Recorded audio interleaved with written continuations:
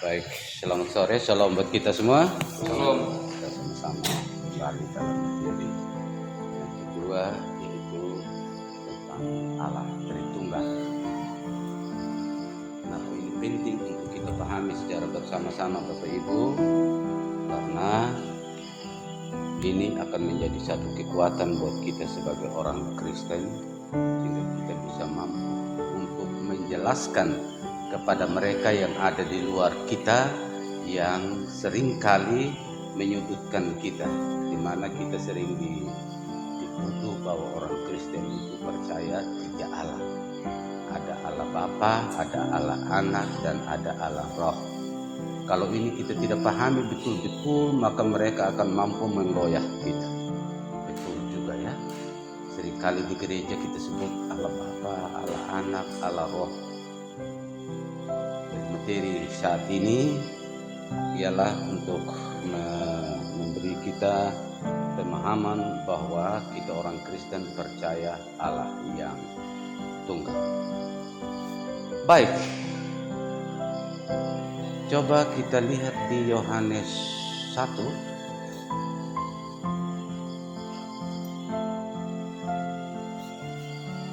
Kita lihat di Yohanes 1 ayat 1 sampai ayatnya yang kelima, tapi kita baca dulu untuk satu ayat pertama. Silakan Mama Kaila baca. Iya.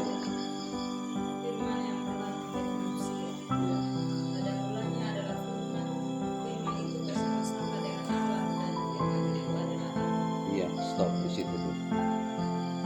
Pada mulanya adalah firman.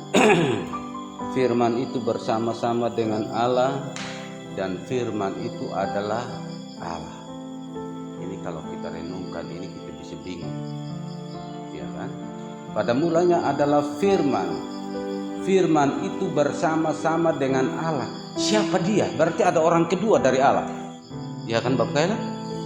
Kalau kita ikutin dia punya bahasa ini. Pada mulanya adalah Bapak Emrel. Bapak Emrel bersama-sama dengan Bapak Al. Dan Bapak Al itu adalah Bapak Emrel. Benar tidak? Nah, di sini yang kadang-kala membuat kita kok apa maksudnya? Baik, lanjut terus Mama Kaila.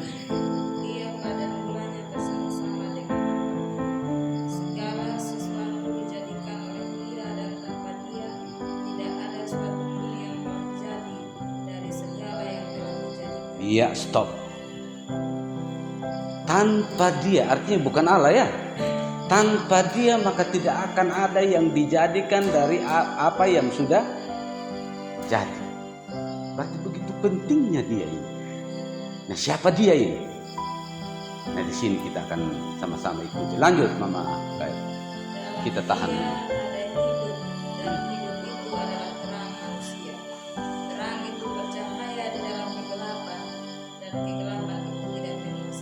Iya, stop. Jadi ini dia tetap mengarah kepada dia. Baik. Kata firman di sini ialah kalau kita lihat pada saat Allah menciptakan langit dan bumi, di situ kita bisa temukan ya. Allah berfirman. Nah, kata berfirman ini adalah sesuatu yang keluar dari mulut Allah yang timbul dari dalam hati. Tanpa pikiran Allah, ya, dan tindakan Allah untuk melakukan apa yang ada dalam pikiran Allah itu, maka tidak akan ada yang dijadikan. Betul tidak? Bisa dipahami? Jadi pada mulanya adalah keinginan Allah, pikiran Allah. Dan pikiran Allah itu bersama-sama dengan Allah dalam tubuh Allah itu. Dan tanpa pikiran Allah itu sendiri, maka Allah tidak bisa menciptakan segala sesuatu. Berarti betapa pentingnya pikiran Allah itu. Bisa dipahami? Bisa ya? Jadi pada mulanya adalah firman, artinya pada mulanya timbul keinginan Allah Keinginan Allah ini dia tidak berdiri sendiri, tetapi dia keluar dari dalam hati Allah. Maka Allah mulai berfirman, jadilah terang, jadi segala sesuatu. Dan tanpa keinginan Allah itu, maka dia tidak akan jadi. Saya ambil salah satu contoh. Ini mimbar bahannya dari mana Bapak Kail? Dari kayu. Awalnya kayu. Tanpa pemikiran seorang tukang tidak mungkin dia jadi mimbar seperti ini. Iya kan? Ini adalah hasil daripada pikiran seorang tukang. Setelah disensor, saya harus cut dan saya bentuk seperti ini. Setelah selesai, jadilah mimbar. Dari pohon kayu tadi dia bisa berubah menjadi mimbar. Ini adalah hasil pikiran dari seorang tukang. Tersirat di sini. Nah, apakah tukang ini dia ini mimbar? Tidak kan? Tidak. Tetapi hasil pemikiran dari tukang itu tersirat di mimbar ini. Itu. Supaya kita bisa ikuti tentang pada mulanya adalah firman. Firman itu bersama-sama dengan Allah, yaitu keinginan Allah ada dalam tubuh Allah. Dan tanpa firman itu, tanpa keinginan Allah itu tidak akan ada yang terjadi sampai kepada kita manusia. Kembali kita lanjut terus. Apakah Allah kita yang berpikir pada saat itu adalah Allah yang hidup? Kevin.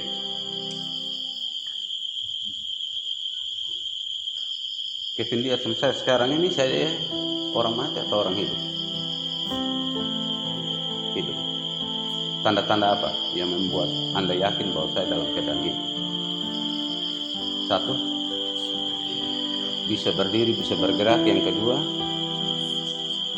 bisa bernapas. Yang ketiga, bisa berbicara. Tanpa itu maka orang itu disebut apa? Orang mati. Dan apa yang saya omong sekarang ini Bapak Ibu bisa paham ya toh? Bisa paham.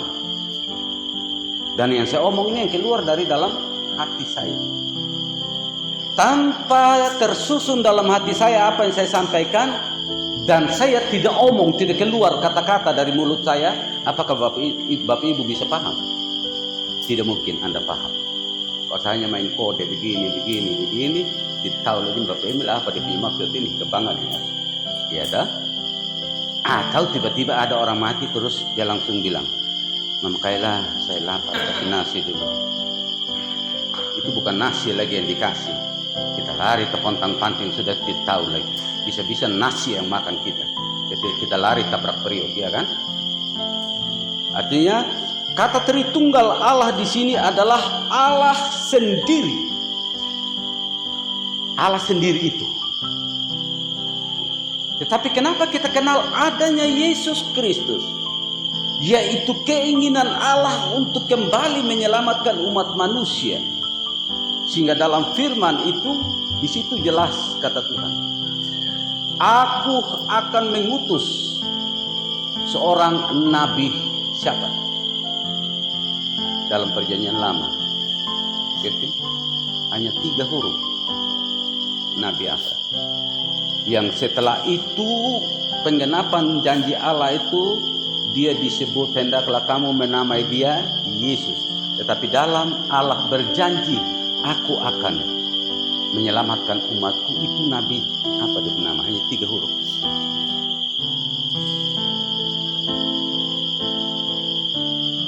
Bapak waktu tahu saya suruh tanya sama Harun di sana. Harun tahu persis itu.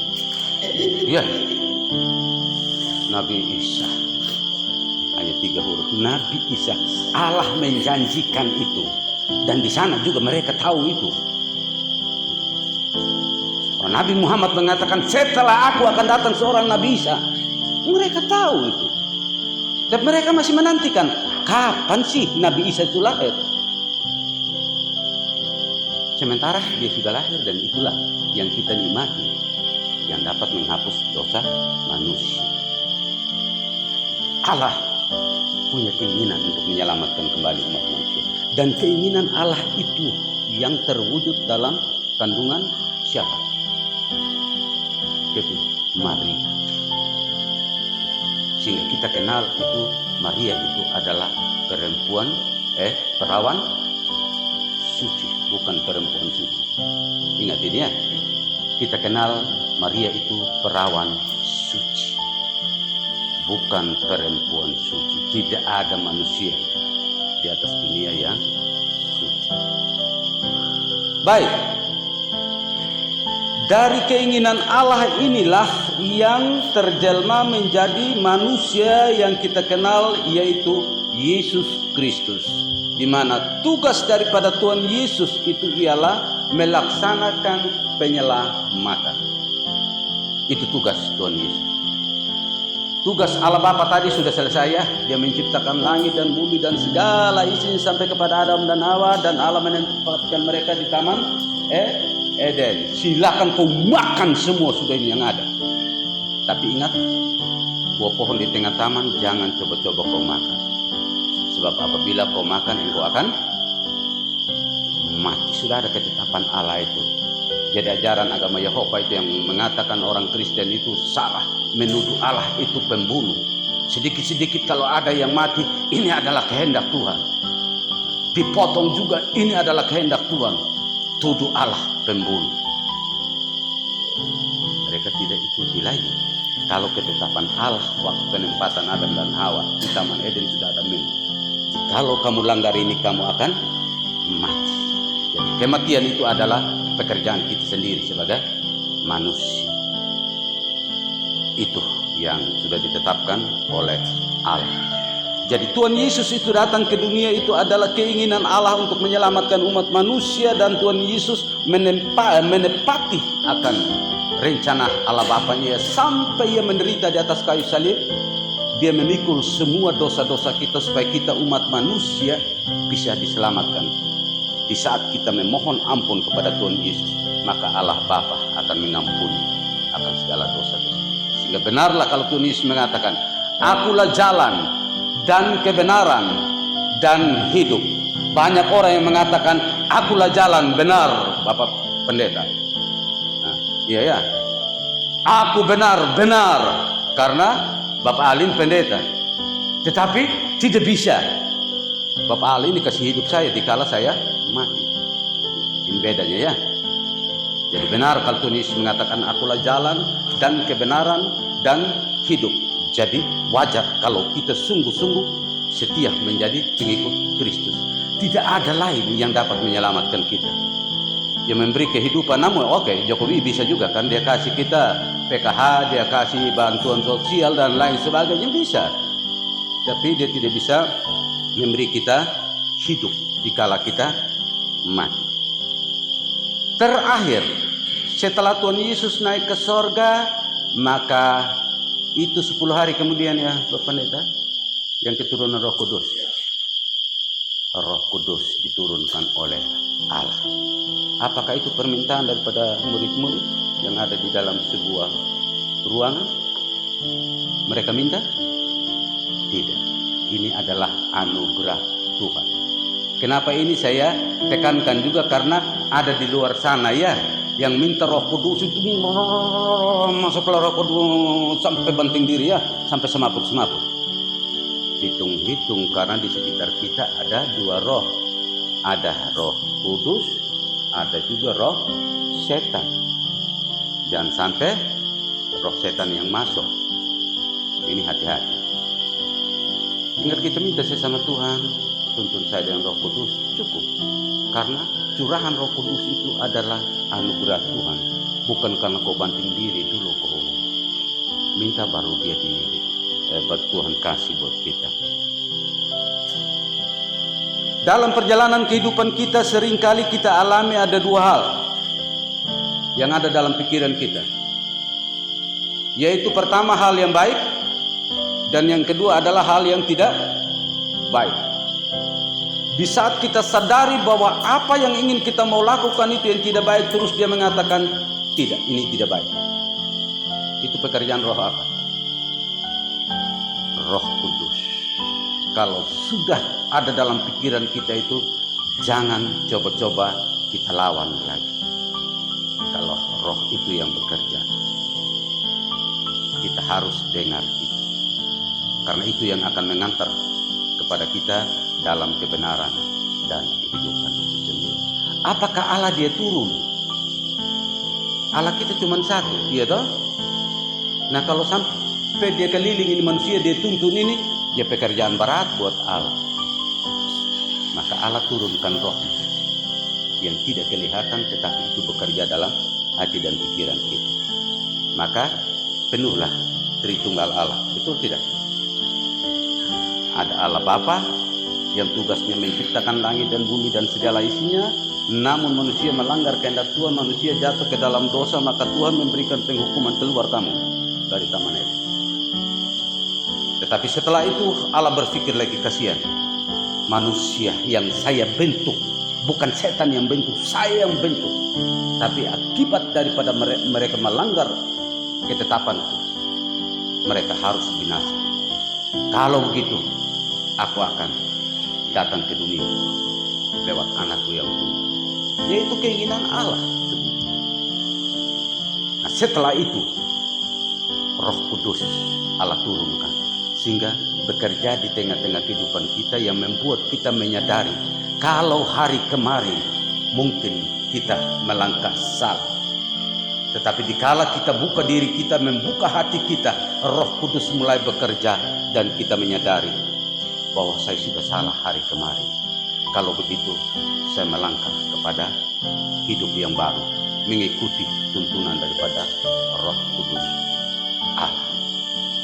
Itulah makna daripada Tritunggal Allah yang kita yakini sebagai orang Kristen, yaitu Allah yang terdiri atas 3 tugas, tetapi Allah yang satu, bukan 3 Allah.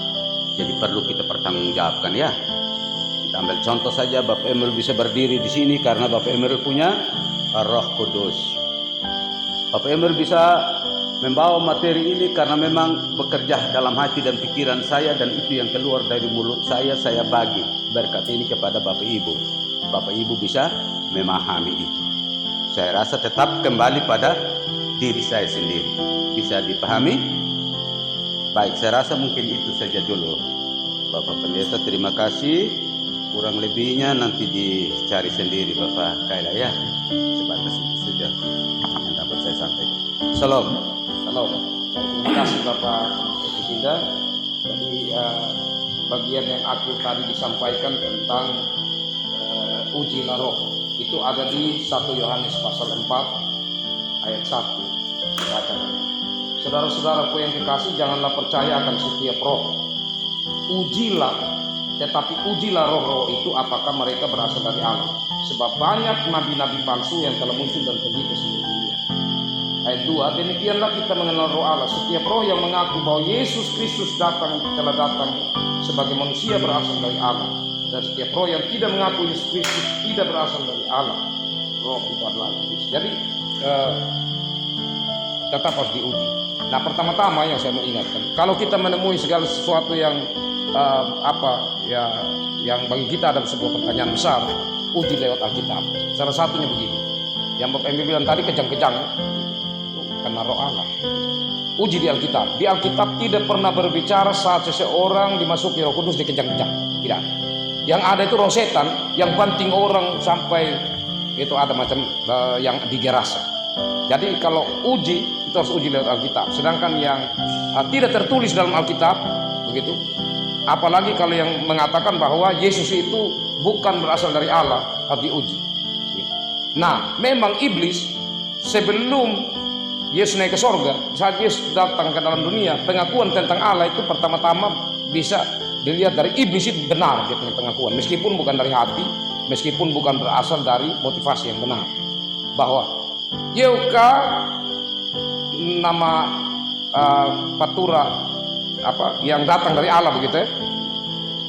Nah dan nama Bihamad yang kudus, waling dari Allah, yang datang dari Allah. Itu benar, itu setan yang ngomong. Nah tapi setelah Yesus naik ke surga, dia bilang Yesus itu bukan berasal dari Allah. Nah, itu kan karena kalau waktu Yesus masih ada di dunia, dia memberitakan itu supaya gagal. supaya Yesus cepat terkenal dan orang bilang, dia ini kan anak tukang kayu, kenapa bisa dikatakan dia dari Allah segala macam. Ini pertentangan besar, sehingga Yesus sering kali bilang diam, jangan omong lagi sama iblis. Nah tapi Yesus sudah naik ke sorga, iblis ini mulai mempengaruhi orang-orang percaya, bahkan orang-orang yang tidak percaya. Nah karena itu ujilah selalu dan dengar baik-baik untuk kita punya, khususnya Kevin yang kalau bakal mau kemana lagi. Tapi Kevin ini jangan sampai ketemu nona Islam atau ketemu nona Katolik, itu kalau tidak kuat dalam keyakinan sudah. Ya, jadi terima kasih Bapak Penutup Epitinda. Selanjutnya kepada Ibu Guru Injil untuk materi tentang hukum Tuhan, kami berikan kesempatan. Di bangsa Israel itu sudah semakin banyak orang, sudah semakin banyak orang. Ketika Allah memilih bangsa Israel menjadi umat pilihan yang Allah pilih. Dari sekian banyak bangsa, dari sekian banyak negeri pada saat itu, tetapi Allah pilih salah satu saja, dan mereka itu akan menjadi contoh dan teladan bagi bangsa yang lain. Dan ketika Allah sudah memilih bangsa Israel, tentu mereka harus keluar dari perbudakan menuju ke tanah.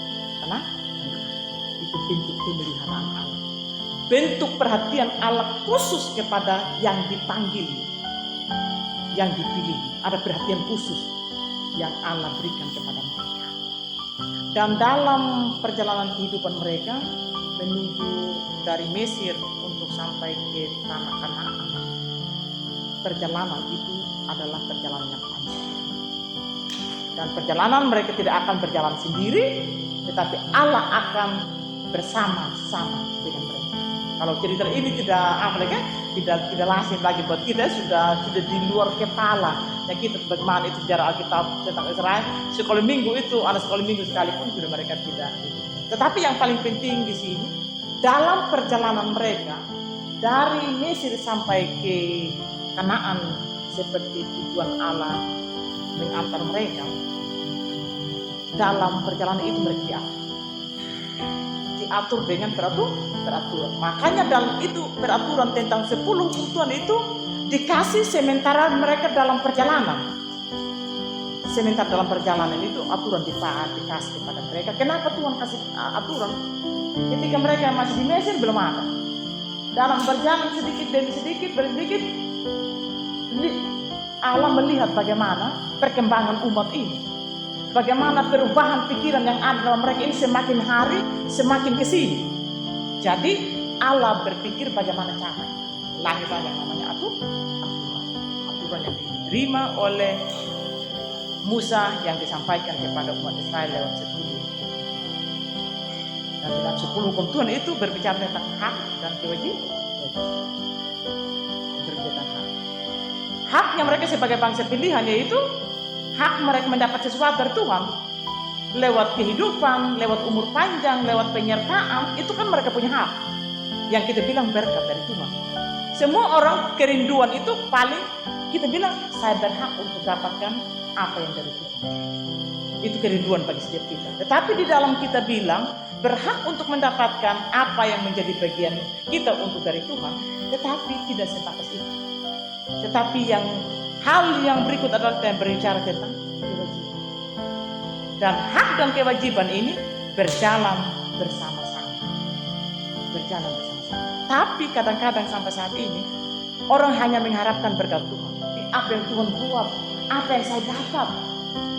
Orang hanya berpikir seperti itu untuk apa yang menjadi haknya terima. Tetapi masalah kewajiban kadang-kadang merupakan sesuatu hal yang tidak terlalu menjadi perhatian orang Kristen saat ini. Kewajibannya kita apa? Ada begitu banyak kewajiban. Seperti dalam 10 hukum Tuhan itu ada kewajiban. Tentang hal beribadah wajib. Dalam hal menghormati orang tua itu wajib. Itu kan sudah merupakan satu kewajiban, bukan timbang dulu, pikir dulu, tetapi wajib. Sesuatu yang mau tidak mau, suka tidak suka, harus dilakukan. Tapi kadang-kadang kenyataannya ya pikir-pikir dulu dalam kehidupan kita, kewajiban kita orang Kristen seperti itu. Sehingga kadang-kadang kita orang Kristen yang Bapak Pendeta bilang tadi ada mut-mutan dalam kita beribadah. Ada mut-mutan untuk kita bergereja atau berdoa.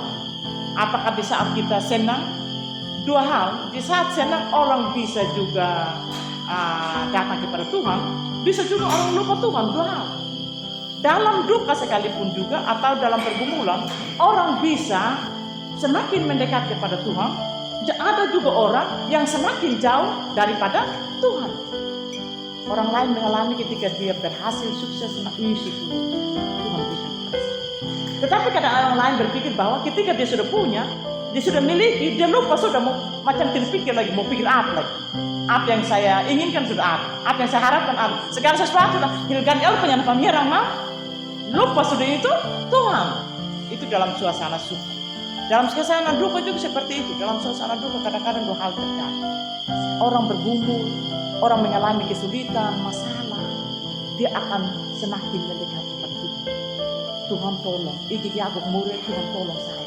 Orang akan lakukan itu. Tetapi kadang-kadang juga ada orang di saat mengalami kesulitan, dia semakin memberontak dan semakin jauh. Percuma saja kita masuk gereja, percuma saja kita berdoa, percuma kita memberi, padahal turut-turut kita punya pergumulan, turut-turut kita punya penderitaan, masalah, semakin kita menjauh dari harapan. Dan semakin kita menjauh, itu bukan solusi bagi kita.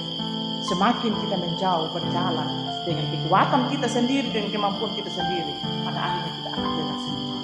Kita akan capek sendiri, kita tidak akan mampu sendiri, kita akan berjalan. Sehingga kadang-kadang orang bilang, kalau sudah hampir mau mati mampus, tolong kadang-kadang seperti itu. Ketika kita sudah tidak berdaya, kita berjalan dalam kehidupan kita. Dan itu yang Tuhan tidak inginkan di dalam kehidupan kita. Jadi kita dipanggil untuk semakin dekat. Jangan pernah bosan, jangan pernah lelah, jangan pernah merasa kita sudah bisa, sudah mampu, merasa puas dengan apa yang kita miliki. Tetapi bagaimana kita semakin merasa dekat dengan Tuhan, maka semakin banyak hal yang kurang dalam diri kita. Semakin kita dekat dengan Tuhan, bukan semakin kita bertambah, tetapi kita akan semakin merasa semakin ada yang kurang di dalam diri kita. Macam ada sesuatu yang tidak lengkap di dalam diri kita kalau kita semakin dekat dengan Tuhan. Karena semakin kita mengenal isi hati daripada Tuhan di dalam firman Tuhan pada saat itu. Itulah perlunya, pentingnya proses belajar mengajar.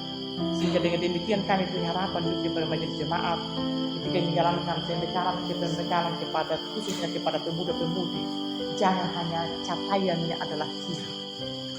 Itu sama sekali tidak akan capaian hidup. Tetapi bagaimana kita memperlengkapi diri, membekali diri, karena kita akan hidup di depan ini dengan berbagai macam goncangan dunia yang akan menggoncangkan alam ini dalam perjalanan kita. Sehingga kita tidak mudah kita lari, tidak mudah menyerah dalam setiap tantangan-tantangan yang ada. Tetapi bagaimana kita menjadi anak Tuhan yang tetap eksis. Itu yang paling penting. Saudara-saudaraku, lebih khusus dari satu adik itu. Sekarang Kevin mau menyatakan diri untuk dewasa. Seorang dewasa berarti bukan anak-anak. Semakin kita masuk ke usia dewasa, semakin kita akan mengetahui mana yang baik dan mana yang tidak. Dan itu sudah berdewasa. Dan pergunakanlah kedewasaan itu untuk kita mempertimbangkan hal-hal. Dan Kevin punya pikiran sendiri tidak punya, tapi hikmah dekat dengan Tuhan karena semakin kita keluar tantangan di luar itu artinya banyak hal yang kadang-kadang membuat kita tidak mampu untuk kita akan mengendalikan diri kita, kesabaran kita akan hilang dan kadang-kadang kita tidak sadar bahwa kita sudah jatuh dalam berbagai macam pencobaan di dalam hidup. Tapi yakin percaya ketika kita dekat dengan Tuhan, tetap terikat dalam satu persekutuan dengan Tuhan, cara iblis apapun yang datang tidak pernah akan bisa. Kita bilang reku juga ya, dia lebih kuat secara pandangan kita, secara manusia. Tetapi kalau kita berada dalam ikatan Tuhan, kita akan hebatnya kuasa kita tidak pernah. Karena Yesus yang kita percaya adalah Yesus yang sudah menang lewat pencobaan di padang gurun. Iblis begitu licik dan pintarnya, dia bisa pakai caranya supaya dia jatuh awinanya, begitu hebatnya dia punya pikiran, pada akhirnya dia bisa sampai peristiwa dengan itu. Iblis pakai berbagai macam cara dalam pergumulan Yesus, dalam penderitaan Yesus, dia masuk di situ.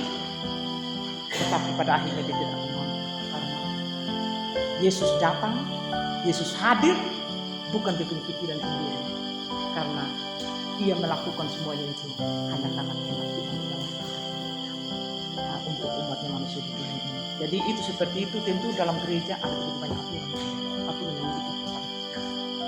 Contoh saja dalam hal kita sidi, itu terkesasi.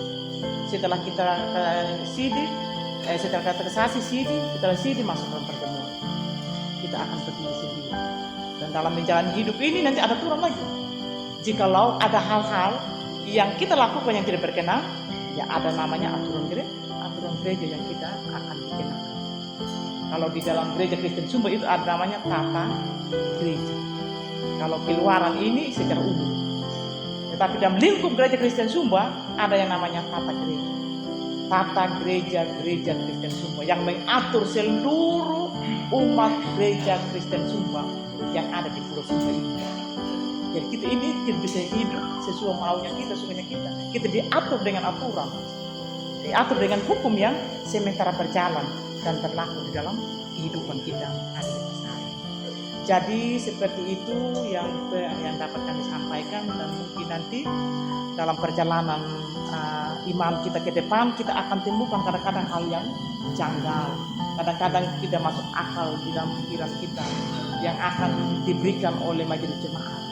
Aturan-aturan yang ada mungkin kadang-kadang secara ada saja namanya kita tidak mau apa sudah Indo yang lalu begitu juga, atau nonton majelis jemaat akhirnya nato nama rain tahagan hembul kok sih dibilang mau kesas duitnya kalau akhirnya sekarang tembok tentang gereja silahkan mau lari di mana juga ya toh, kita mau lari di mana, saya bilang tadi kau mau lari di mana, kau lari terus pada akhirnya tetap kau rasa lelah dan capek.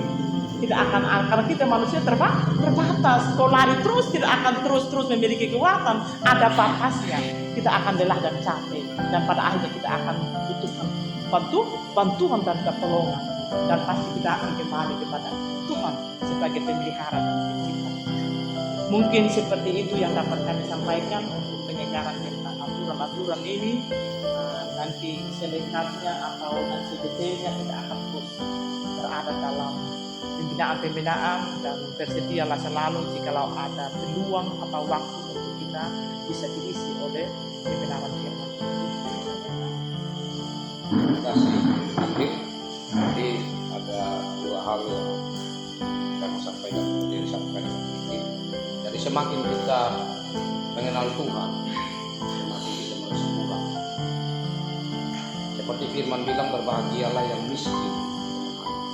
Artinya dia merasa bahwa semakin dia kenal Tuhan ini, semakin dia merasa kecil, semakin dia merasa banyak hal yang dia harus tahu tentang Tuhan, yang dia harus terus cari dalam hidup. Jadi itu penting sekali. Jadi orang kaya secara materi, ya, tetapi kalau dia tidak merasa bahwa dia ada Tuhan, dia miskin, celaka loh. Karena nanti dia menumpukan hidupnya pada sesuatu yang bagi hal itu yang besar. Yang kedua, ya kalau kami pengerja seperti itu sampaikan pesan-pesan, nasihat-nasihat itu disesaki betul, karena kami pengerja juga kecewa. Kami sudah berupaya seperti mencari begitu, malah ke rumah begitu, tapi akhirnya ya setelah itu macam malas tahu, jadi tidak mau tahu lagi dengan aturan-aturannya Tuhan, tidak mau lagi terpanggil. Ya, jadi hal seperti itu saya mohon supaya Kevin ya benar-benar serius ya, supaya ya memang kami ya kecewa, tapi ya sudahlah. Tapi Tuhan kalau kecewa kan bagaimana gitu. Nah jadi betul-betul karena waktu sudah dewasa kita berdiri depan Tuhan ini kita nyatakan dengan sungguh-sungguh. Gitu. Jadi itu tidak main-main. Nah, yang berikut saya sebelum kasih Bapak kaum awam, saya sampaikan tentang doa. Nah, tentang doa ini ada 3 hal saja yang saya sampaikan. Pertama, kalau kita berdoa, itu Tuhan jawab. Itu karena pas. Apa yang Tuhan mau, itu yang kita mau. Ya, jadi yang kita doakan, itu yang sebenarnya Tuhan mau kasih kita. Makanya kita langsung dapat. Dapat seketika. Kita minta, kita bilang Tuhan saya butuh sekarang dan Tuhan kasih, itu pas. Karena Tuhan punya waktu dan memang Tuhan punya mau itu. Tapi kadang yang kita minta kita mau tapi Tuhan tidak mau. Pelayanan. Oke, terima kasih banyak Ibu Rinjil. Singgah dulu sarapan sedikit. Baru lanjut. Nanti ini Mama Kela, Bapak Kela, Kevin kecewa. Nah, jadi ada yang kita minta sama Tuhan, Tuhan tidak jawab karena Tuhan tidak mau. Artinya itu tidak pas begitu untuk apa yang baik untuk kita. Yang ketiga, kita minta tapi Tuhan jawab tidak sekarang karena belum waktu. Jadi kadang kita lupa yang kita minta pernah kita minta. Tuhan kasih tapi kan sudah lama sekali, akhirnya kita macam merasa tidak pernah kita minta atau apa ya kita dapat, oh syukur saya dapat ini. Padahal saya pernah doakan dulu atau minta itu. Nah, jadi ada yang seperti itu. Nah, tapi pentingnya begini, kita minta sekarang Kevin harus berpikir ya, Kela Kela termasuk juga, bahwa di saat kita datang ke hadapan hadirat Tuhan, ya, itu hampir jarang sekali termasuk pelayan-pelayan bahkan ya, jarang sekali untuk menyampaikan syukur kepada Tuhan. Yang disampaikan contoh, saya bilang mau doa syukur syafaat, doa apa? Orang yang sampaikan syafaat, Bapak Pendeta tolong ini saya punya anak sakit, ditolong ini saya punya ada ini. Tapi saya bersyukur karena Tuhan pelihara selama ini dan beberapa hari ini saya merasakan kasih sayang Tuhan. Ya, apa yang saya gumuli sudah bisa ini. Itu jarang sekali ya kan? Yang sampai tolong doakan. Pokoknya yang pergumulan yang seperti Tuhan ini tempat sampahnya kita begitu. Sampaikan saja apa yang tidak baik sama Tuhan. Tapi yang baik yang Tuhan sudah lakukan tidak pernah kita. Nanti coba tanya Pak Majelis, kalau di jemaat PKS, mulai sudah punya pergumulan. Tidak ada lagi yang syukuran. Nah, ini kami ingatkan terus. Ya, dalam kesempatan ini kiranya doa itu ya, adalah satu isi hati yang disampaikan kita penghadirat Tuhan tentang kebaikan Tuhan dan harapan kita supaya dia imbang. Begitu. Yang berikutnya yang terakhir dari doa ini adalah sikap hati kita dalam berdoa. Doa Bapak kami itu mungkin kalau Kevin pikir wah itu Bapak Pendeta waktu anak-anak itu saya doa, saya tidak perlu lagi cara kata-kata yang lain lah. Tidak, doa itu harus tetap doa Bapak kami terus. Ada satu kalimat penting di situ. Memang semua penting, tapi saya tidak menerangkan secara perinci semua. Hanya satu saja yang mengatakan bahwa ampunilah kami akan kesalahan kami, seperti kami juga mengampuni orang. Masa bagaimana kita datang ke hadapan ampunilah aku tapi saya tidak ampuni dia, kan tidak masuk akal. Atau tidak pas begitu. Tuhan ampunilah saya karena saya juga mengampuni dia. Nah, kita berani begitu. Kita berani bilang gitu, Tuhan, ampuni saya Tuhan. Kan saya ampuni dia juga. Tapi bagaimana Tuhan ampuni saya tapi saya tidak ampuni dia? Tidak bisa. Jadi doa mengajarkan kita juga tentang bagaimana sikap hidup, mengasihi Tuhan sekaligus bagaimana mengasihi sesama. Jadi iman berbicara dalam diri orang tidak tahu, tapi buah dari iman itu adalah perbuatan kita. Lewat contohnya saya berdoa, Tuhan saya mengasihi Engkau. Buktinya Tuhan bilang saat saya mengasihi sesama. Jadi itu tidak bisa dipisahkan. Ya, jadi itu saja tentang doa. Saya pikir nanti bisa banyak hal. Doa bukan sekadar kata-kata, tapi doa itu adalah hubungan dengan Tuhan. Baik, selanjutnya saya beri kesempatan Bapak Mawam untuk bagian tentang persembahan ini terakhir ya. Terakhir. Ya, harapkan tetap fresh gitu. Tetap. Nah, ini. Tidak apa juga kalau mau merokok tidak apa. Artinya Pak jangan terlalu tegang. Oh ada ini ya benar. Betul, karena ada ibu hamil. Shalom. Saya mengenai persembahan. Bapak Kaila, Mama Kaila, mungkin juga di Kevin itu sudah belajar banyak mengenai persembahan. Seperti apa mulai dari kata saya pintu sudah dapat persembahan. Tetapi saya selalu berpikir sejak tadi, saya kembali dalam bacaan kita tadi itu di Mazmur 24 ayat 3 sampai dengan ayat 4. ayat 5. Siapakah yang berdiri, yang naik ke gunung Tuhan? Siapakah yang berdiri di tempat kudus Tuhan? Mereka yang bersih tangannya, yang murni hatinya, merekalah yang menerima berkat dari Tuhan yang menyelamatkan dia. Dapatkah kita manusia membersihkan tangan kita, memurnikan hati kita, sehingga kita masuk dalam kekudusan Tuhan? Kita bisa naik dalam gunung Tuhan yang kudus? Tentu tidak. Saya pikir tidak sama sekali. Apakah dia jadi ke Bapedi? Apakah dia jadi ke Imam Guru Injil? Saya rasa dia tidak bisa membersihkan. Apa yang dikatakan oleh pemazmur tadi dalam kitab Perjanjian Lama adalah nubuatan, janji tentang Mesias yang akan datang itu. Mesias yang akan datang itulah dia yang mampu membersihkan segala kenajisan kita, segala keberdosaan kita, sehingga kita bisa layak ada di dalam kekudusan.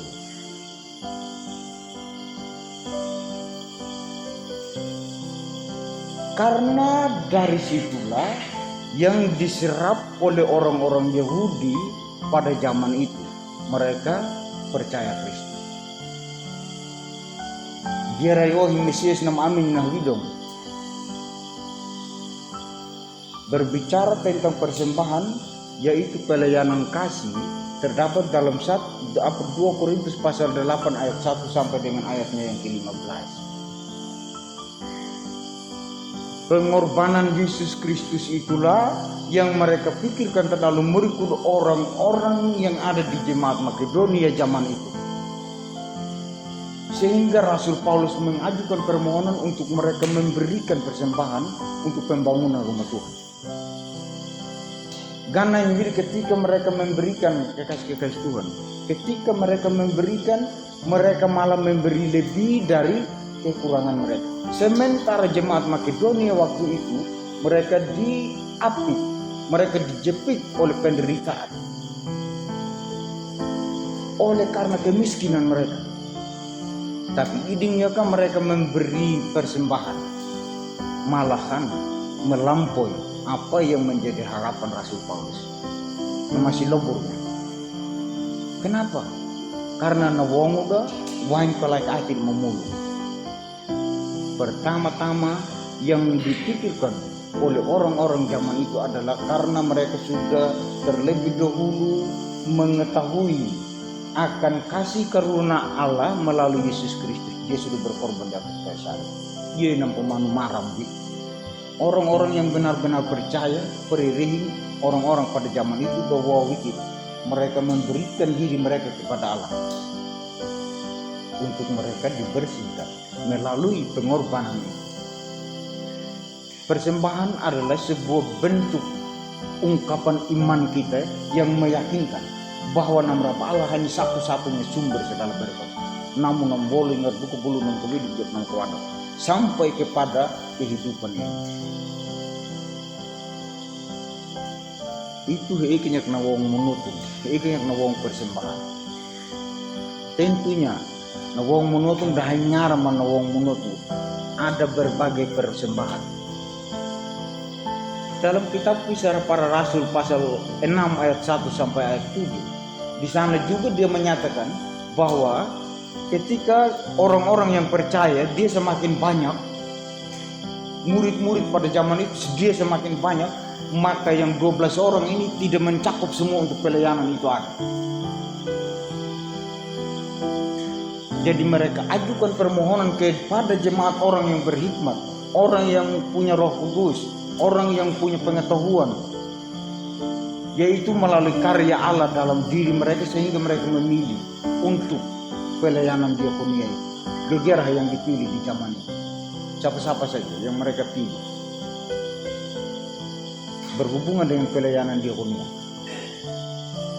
Yaitu yang pertama Stefanus, terus yang kedua Filipus,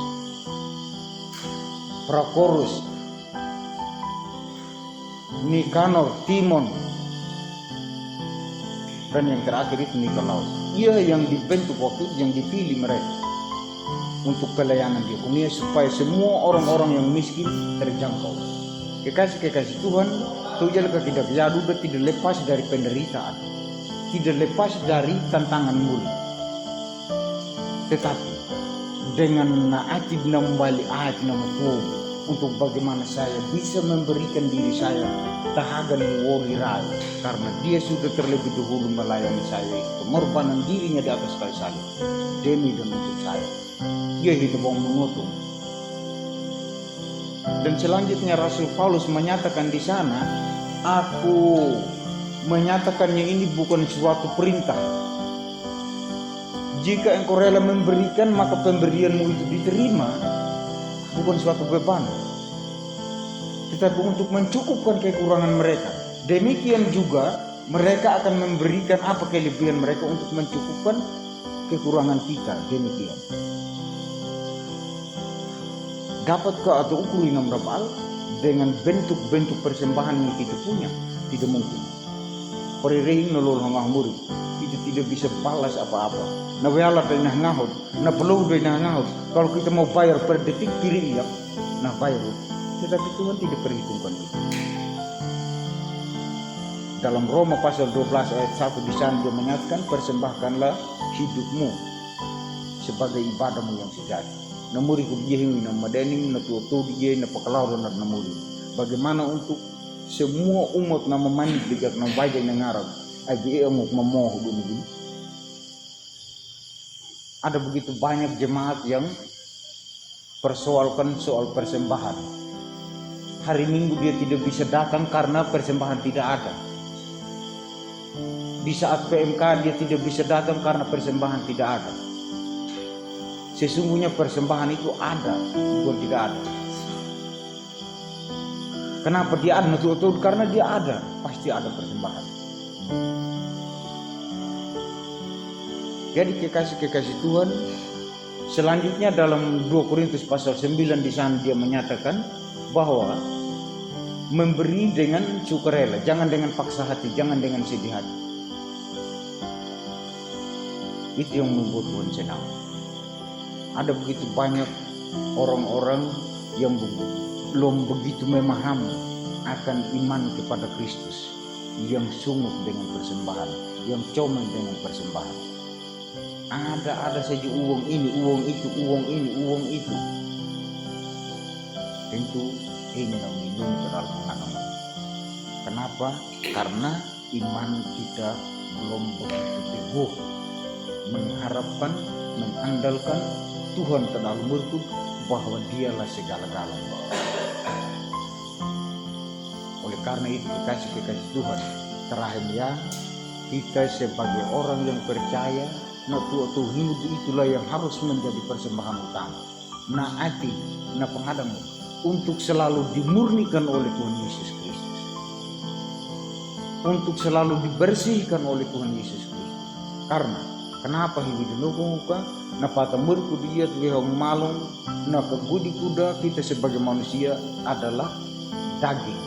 Tentunya semua keinginan yang kita lihat ini adalah dosa. Semua kemauan yang kita inginkan itu adalah dosa. Oleh karena itu kepada siapa harus kita bawa dosa itu yang kita buat di setiap waktu? Hanya kepada Tuhan Yesus Kristus yang menyatakan dirinya bahwa akulah jalan dan kebenaran dan hidup. Selain daripada dia tidak ada jalan. Kecuali hanya kepada Yesus Kristus. Yang sudah boleh mengambil rupa manusia. Yang sudah boleh mengalami apa yang kita rasakan. Jadi itu yehi wong ina wong mengutu muda sebagai bukti rasa syukur kita kepada Tuhan.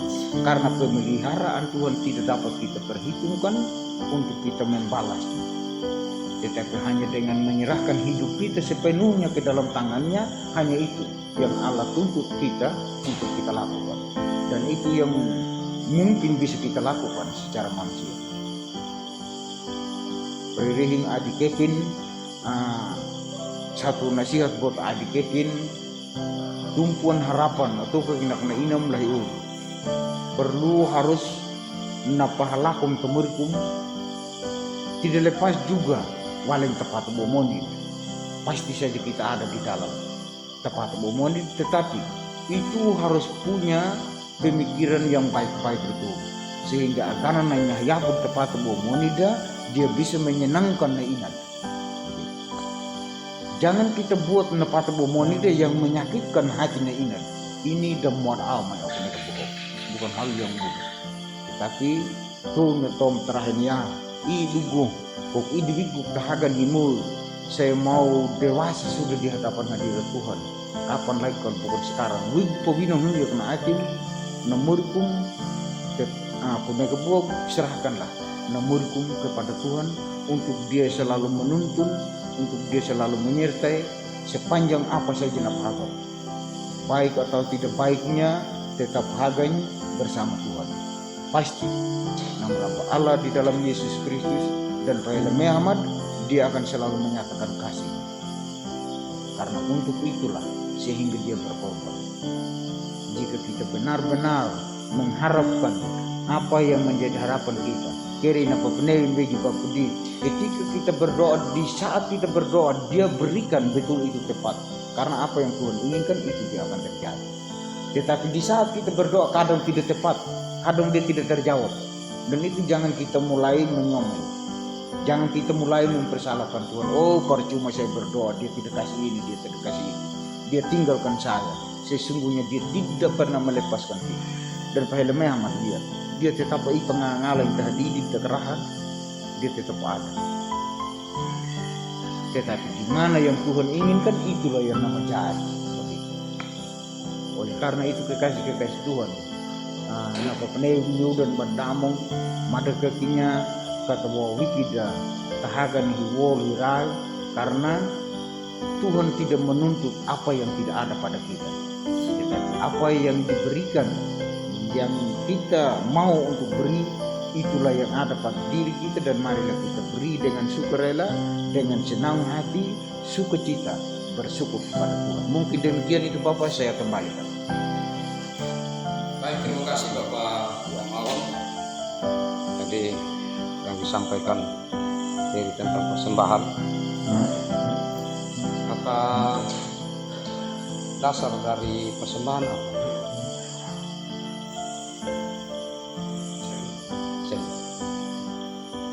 Persembahan berarti saat memberi dengan sikap hati yang menyembah. Beda dengan sumbangan, menyumbang. Beda. Ini persembahan berarti sikap menyembah. Itu yang harus ada dalam diri kita. Kalau ada sikap itu, maka apa yang kita berikan pastilah itu yang terbaik.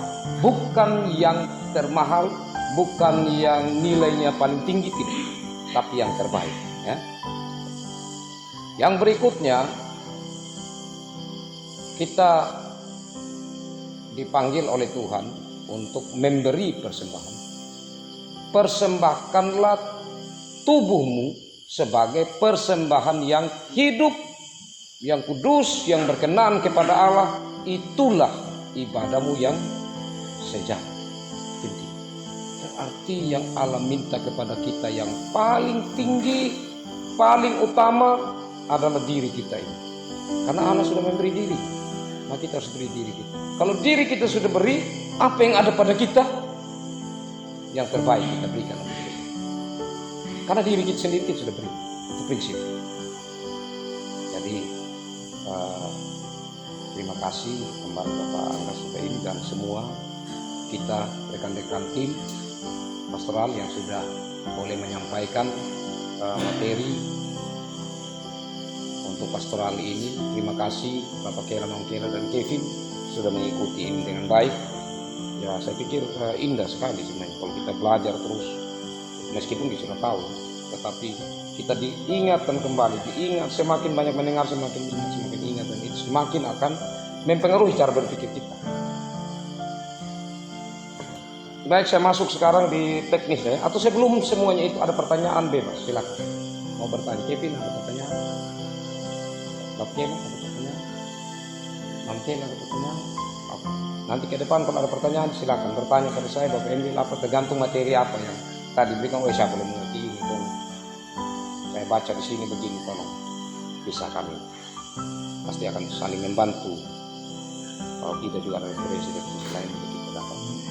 Baik, kita masuk sekali lagi di dalam teknisnya. Jadi nanti jawaban yang akan diberikan atas pertanyaan tidak berbeda, baik yang CD atau mengaku percaya maupun yang baptis. Nanti dijawab dengan ya, segenap hatiku saya percaya, mengaku dan berjanji.